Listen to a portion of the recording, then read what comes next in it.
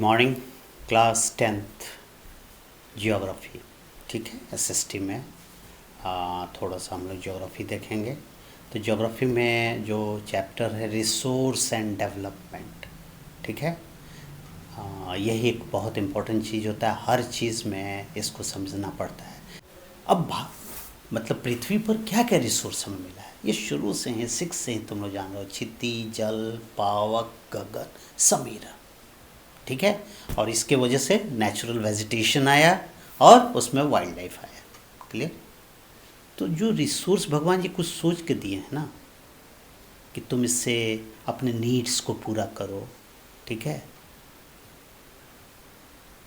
इसको पूरा करने के लिए कोई रिसोर्स की ज़रूरत है तो टेक्नोलॉजी बना है, उसको एक्सट्रैक्ट किया जाता है, काम किया जाता है, इकोनॉमी में ग्रोथ होता है, ठीक है। तो ये जो रिसोर्स जो है, इसको हम लोग क्या करते हैं इंडिया में, इस रिसोर्स को यूटिलाइज करने के लिए क्या क्या प्लानिंग किया गया है, इस बात को जानेंगे, ठीक है। और अभी पहले हम लोग खेती के बारे में पढ़ेंगे, जल के बारे में, लैंड रिसोर्स है, इसको हम कैसे यूज़ करेंगे, ये चीज़ जानेंगे। लैंड से तो देखते हो एग्रीकल्चर होता है, सारे चीज़ तो हो रहा है, माइंस से तुम निकालते हो, मिनरल्स निकालते हो, इसको कैसे इस्तेमाल करना है ये देखेंगे। तीसरा है, हम लोग इस्तेमाल तक तो ठीक है, कोई बात नहीं, लेकिन हम लोग एक्सप्लॉइट कर देते हैं रिसोर्स को। मैंने उपलब्ध है तो भाई ख़त्म किए जाओ, बर्बाद किए जाओ। हम लोग चाहते हैं कि सब हम ही लोग खर्च कर दें, और हमारी कुछ गलतियों से एक तो ख़त्म हो रहा है, दूसरा उसका ग्रेड डिग्रेड हो रहा है। लैंड डिग्रेडेशन बहुत इम्पोर्टेंट वर्ड है आपके लिए, यूज़ तो कर रहे हैं, लेकिन आपको किस चीज़ पर ध्यान देना है, लैंड डिग्रेडेशन, और इसके क्या क्या कारण है। क्लियर, ठीक है। और तब आप उसको कंजर्व करेंगे, बचाएंगे। Clear, land. उसके बाद ठीक इसमें जो हम एग्रीकल्चर के, इसमें तो सॉयल है, दोनों तो एक ही चीज़ है, लैंड और सॉयल। अब सॉयल का भी सेम चीज़, सॉयल रिसोर्स को हम कैसे इस्तेमाल करेंगे, कौन कौन पैटर्न लाएंगे, और फिर ओवर एक्सप्लॉयटेशन से सॉयल का भी डिग्रेडेशन हो रहा है, और इसको कैसे कंजर्व करेंगे, इतना बात समझ में है।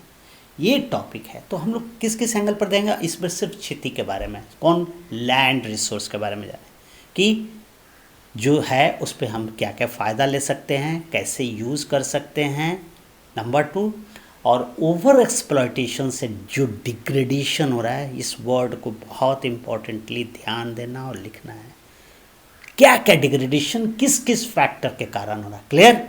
और उसके बाद इसको बचाने के लिए जो कंजर्वेशन है, दोनों में, लैंड और सॉइल में, यही है, बहुत कुछ तो है नहीं। तो ये टॉपिक वाइज जैसे तुम देखोगे ऑटोमेटिक तुमको याद हो जाएगा, लेकिन अभी लिखोगे क्या क्या टॉपिक, एक एक को हम लोग एक्सप्लेन कर रहे हैं। तो उस पर जैसे मान लो तुम्हारे पास आ गया रिसोर्स। अब रिसोर्स को जो ये है हम लोग क्लासिफाई करते हैं। तो क्लासिफिकेशन का 3 बेस होगा, एक है नेचुरल, ठीक है। तो नेचुरल में हम लोग करेंगे कि इस नेचुरल रिसोर्स जो ज़मीन के किस हिसाब से है, तो ओरिजिन के हिसाब पर अगर हम देखेंगे नेचुरल रिसोर्स में, तो हम लोग इसको बांटेंगे 2 भाग में। एक, हम लोग को पृथ्वी पर, लैंड पर क्या क्या दिखाई देता है, living things, non living things. तो लिविंग थिंग्स और नॉन लिविंग थिंग्स अब आप यूज़ करेंगे बायोटिक और एबायोटिक। क्लियर। पहला आप ओरिजिन के हिसाब से देखें कि भाई पृथ्वी पर आए तो मान लीजिए हम लोग छोटे बच्चे जन्म लिया, बड़े हुए, तो हम लोग लैंड पर क्या क्या दिखाई दे रहा है, living things and non, on the basis of origin, ठीक है। और लिविंग थिंग्स नॉन लिविंग से नहीं लिखा, क्या लिखोगे, बायोटिक एबायोटिक। एक चैप्टर हो गया, एक पॉइंट हो गया। दूसरा, on the basis of exhaustibility, 7th में भी पढ़े हो, 8th में भी पढ़े हो, 9th में तो नहीं था ये, लेकिन 10th में, तो ये कोई नया चीज़ नहीं है। पहला ओरिजिन पर देख लिए, दूसरा एग्जॉस्ट करना। एग्जॉस्ट करना मतलब कोई चीज़ है, मान लो आज खर्च किए, कल जल्दी से बन जाए, वो रिन्यू हो गया, रिन्यूएबल। एक चीज़ है खर्च किए उसको बनने में लाखों साल, बहुत टाइम लगे, वो नॉन रिन्यूएबल। ये किस पर है? On the basis of exhaustibility. Renewable ये पढ़ा हुआ है, इसमें कुछ नया चीज़ नहीं है। उसके बाद on the basis of development, ठीक है, ये भी पढ़े थे। तो डेवलपमेंट में क्या था? पहला potential resource, developed resource, stock resource, reserve resource. ये सारे 6th में, 7th में, 8th में पढ़े। खाली चूँकि क्लासिफिकेशन है ये नाम मैं बता रहा हूँ। उसके बाद है on the basis of ownership, मालिक, इंडिविजुअल रिसोर्स, इंडिविजुअल कोई चीज़ के मालिक हो। उसके बाद क्या होता है? कम्युनिटी। कम्युनिटी में कौन कौन होता है? ग्रेजिंग लैंड होता है, शमशान घाट होता है, सब कम्युनिटी का होता है। ये पढ़े हुए हो सब, इसमें कहीं कुछ नहीं। उसके बाद क्या है? कम्युनिटी के बाद नेशनल, देश का कुछ रिसोर्स है, रेल रोड सब देश का है। उसके बाद इंटरनेशनल बताए थे। इंटरनेशनल रिसोर्स में क्या बताया गया था? जो हम लोग का समुद्र या हम लोग का ज़मीन है उससे 200 किलोमीटर तक के समुद्र में हम लोग मछली मार सकते हैं, कुछ कम है। लेकिन उसके बाद इंटरनेशनल ऑर्गेनाइजेशन, सिंपल है, ये टोटल पढ़ा हुआ है, इसलिए इसमें हम लोग कोई ध्यान बात नहीं करेंगे, ठीक है। अब देखो, जो हमारा लैंड है उसका यूज़ हम लोग कैसे ज़्यादा कर सकते हैं, ध्यान देना होगा। एक नया वर्ड आ रहा है, तो इसमें यूज़ करने में हम लोग को क्या क्या मदद कर। जैसे मान लो हम लोग का लैंड है, लैंड का ऊपरी भाग जैसे यहाँ है, डेजर्ट में जाओगे, दोनों के लैंड में फ़र्क तुमको नज़र आएगा। तो इसको बोलते हैं टोपोग्राफी। टॉप पर जो ग्राफ है इसको टोपोग्राफी। जो हमारा लैंड है हम लोग का प्लेन, माउंटेन, डेजर्ट, तो अगर टोपोग्राफी के बारे में आइडिया होगा तो उस लैंड का कैसे इस्तेमाल करना समझ सकते हो। टोपोग्राफी हो गया, ठीक है। दूसरा आएगा क्लाइमेट कैसा है। जैसे हम लोग के यहाँ अभी तो बारिश हो रही है, कहीं कहीं सुखाड़ है, कहीं बहुत गर्मी है। क्लाइमेट कैसा आता है, तो लैंड का उपयोग क्लाइमेट पर भी निर्भर करेगा, आप कैसे इस्तेमाल करेंगे, ठीक है। तीसरा आता है आपका टाइप ऑफ सॉइल है। जैसे हम लोग के यहाँ उपजाऊ ज़मीन है, डेजर्ट में बलुअट है, वहाँ नहीं उपजा। ये फैक्टर्स निर्धारित करेगा कि आप लैंड को कैसे यूज़ करें। ये टॉपिक क्या है? Factors affecting land use. तो नेचुरल जो है वो कौन कौन आ गया? फिजिकल मतलब कौन कौन आ गया? इसको TCS लिख देना, TCS। TCS कौन था? सॉफ्टवेयर वाली कंपनी टाटा की। TCS, T for topography, C for climate, S for soil. TCS याद होगा। ये तो प्रकृति ने जो किया, अब आदमी क्या कर सकता है, लैंड को कैसे यूज़ करता है। तो मान लो कि ये जो हम लोग को जो इम्पोर्टेंट होगा, जहाँ पर पॉपुलेशन की डेंसिटी होगा वहाँ के लैंड का यूज़ दूसरे ढंग से होगा। जहाँ पॉपुलेशन कम हो वहाँ लैंड की यूज़ दूसरे ढंग से होगा। उसके बाद जिस देश में टेक्नोलॉजी होगी उस वहाँ के लैंड का यूज़ दूसरा होगा। तीसरा कि कल्चर कैसा है, कल्चर कैसा है, ठीक है। एक इम्पॉर्टेंट टॉपिक है ये, कि जिस देश में जैसा कल्चर हो वैसा उपज करता है लोग, ठीक है।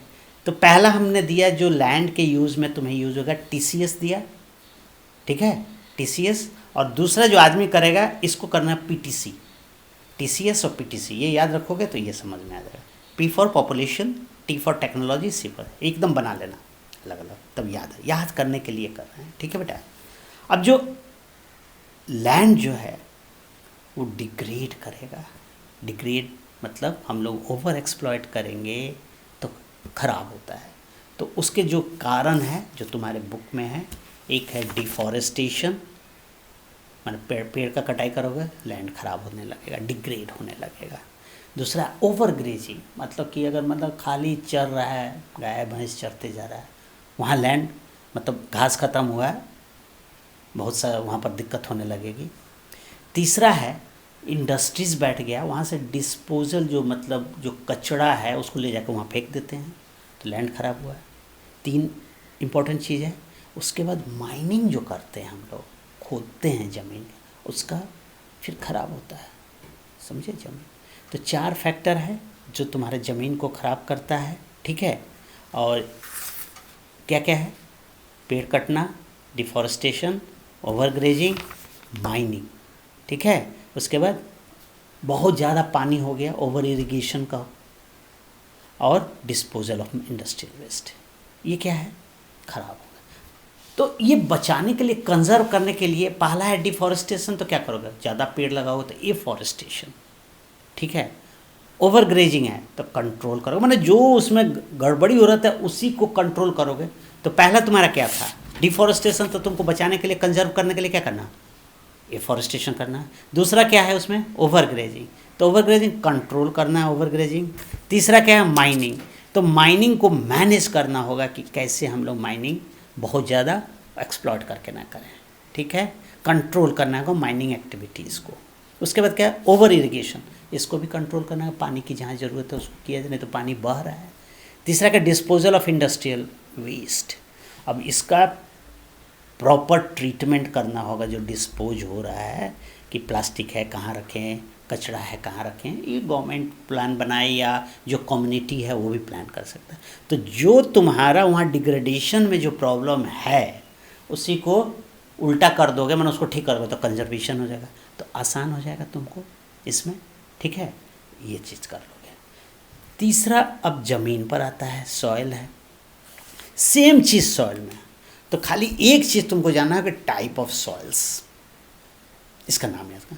पहला एलुवियल सॉइल्स पढ़े थे, black soils, laterite soils, red soil, arid soil, ये पढ़ेगा 6-7 में। एलुवियल सॉइल क्या होता है, ब्लैक सॉइल क्या होता है, लेटराइट सॉइल क्या होता है, रेड सॉइल, एरिड सॉइल, इसमें क्या क्या फसल होता है, ये तो पढ़े थे। तो सिंपल इसका नोट्स बनाना है, तुम्हारे जो हेल्प बुक है उसमें दिया हुआ है, ठीक है।